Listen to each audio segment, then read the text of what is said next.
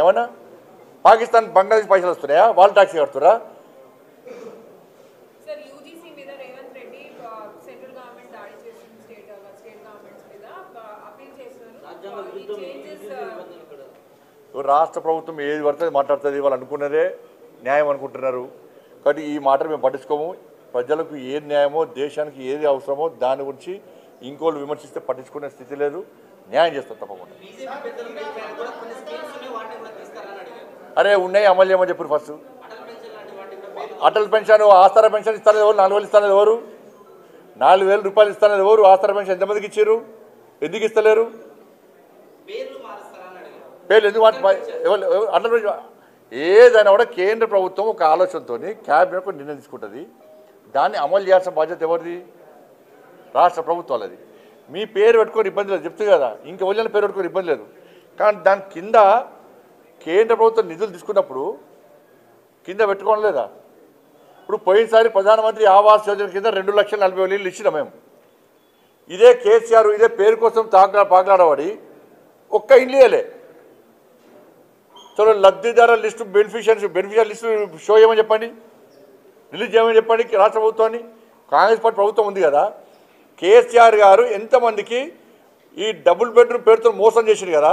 ప్రధానమంత్రి ఆవాస్ యోజన కింద ఇండ్లు ఇవ్వని మేమిస్తే ఒక్క రూమ్ కట్టిమంటే డబుల్ బెడ్రూమ్ పోటుగాడు డబుల్ బెడ్రూమ్ కట్టిస్తా ఒక్క రూమ్ సరిపోతుందా?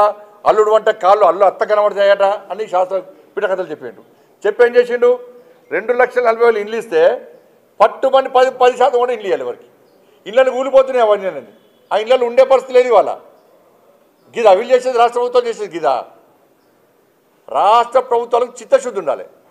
పేర్ల మీద కాదు, సంక్షేమ పథకాలు కేంద్రం ఇచ్చే నిధుల విషయంలో కానీ కేంద్రం ఇచ్చేటువంటి సంక్షేమ పథకాల మీద అమలు చేయడంలో చిత్తశుద్ధి ఉండాలి. వీటి కోసం కాదు.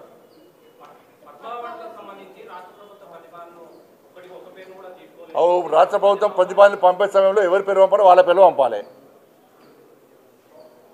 కేంద్రం ఆలోచిస్తుంది. మీరు పంపిన పేర్లను ఇస్తారా? ఇది అన్నీ ఆలోచిస్తారు.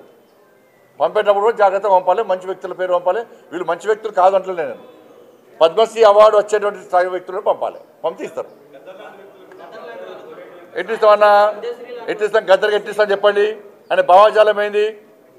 ఎంతమంది భారతీయ జనతా పార్టీ కార్యకర్తలను మర్డర్ చేసిన వ్యక్తులు ఆయన ఎట్టిస్తాం? మేము పక్కా అయ్యాం. మా కార్యకర్తలను చంపితే మా కార్యకర్తలు చంపిన కార్యకర్తలను పాటలు పాడినటువంటి వ్యక్తి గద్దర్. అనేక మంది పోలీసులను ఎన్కౌంటర్ చేసిన విషయంలో గద్దర్. ఎట్లిస్తాం? మీరు వంశం ఇస్తాం ఏంది అవార్డ్స్? భయపడే ప్రసక్తి లేదు, వెనుకపోయే ప్రసక్తి లేదు. వందల మంది భారతీయ జనతా పార్టీ కార్యకర్తలు నమ్మిన సిద్ధాంతం కోసం భారత్ మాతా కీ జై అని చెప్పి ఆందోళన చేస్తుంటే నక్సల్స్ భావజాలం గద్దర్ మా కార్యకర్తను హత్య చేయించిండు. ఎన్ఐఏ ఎంక్వైరీ చేసింది గద్దర్ గారి మీద. అనేక మంది పోలీసులను ఎన్కౌంటర్ పేరుతో మర్డర్ చేసిండు. అటువంటి వ్యక్తిని ఏ విధంగా పంపుతారు ఇవాళ? ఇది ఈ రాష్ట్రము మరి పోయినసారి వచ్చినాయి, పుట్టుబడి వచ్చింది తెలంగాణకు. అప్పుడు ఏమన్నారు మరి? అప్పుడు ఈ రాష్ట్రము ఆ రాష్ట్రము, ఈ ప్రాంతము ఆ ప్రాంతం అని చెప్పి ఎటువంటి ఆలోచన ఉండదు. ఈ రాష్ట్రానికి ఇవ్వాలి, ఈ రాష్ట్రానికి ఇవ్వద్దని ఎక్కడ ఉండదు. ఇవన్నీ మళ్ళీ ఒకసారి తెలంగాణ సెంటిమెంట్ను మీరు రగిలిసిన తెలంగాణ ప్రజలు అన్నీ తెలుసు. ఎవరు తెలంగాణ సెంటిమెంట్తో లాభపడ్డారు, ఎవరు అమాయకులు ఇవాళ బలైపోయారు, ఇవాళ ఎవరు లాభపడ్డారు, ఇవాళ ఎవరి వల్ల తెలంగాణ రాష్ట్రం అభివృద్ధి చెందుతున్నది, ఎవరు నిజమైన తెలంగాణ కోసం ఇవాళ బిల్లును ప్రవేశపెడితే సపోర్ట్ చేసారు, ఎవరి సపోర్ట్, ఏ పార్టీ సపోర్ట్ వల్ల తెలంగాణ రాష్ట్రం వచ్చింది, అన్ని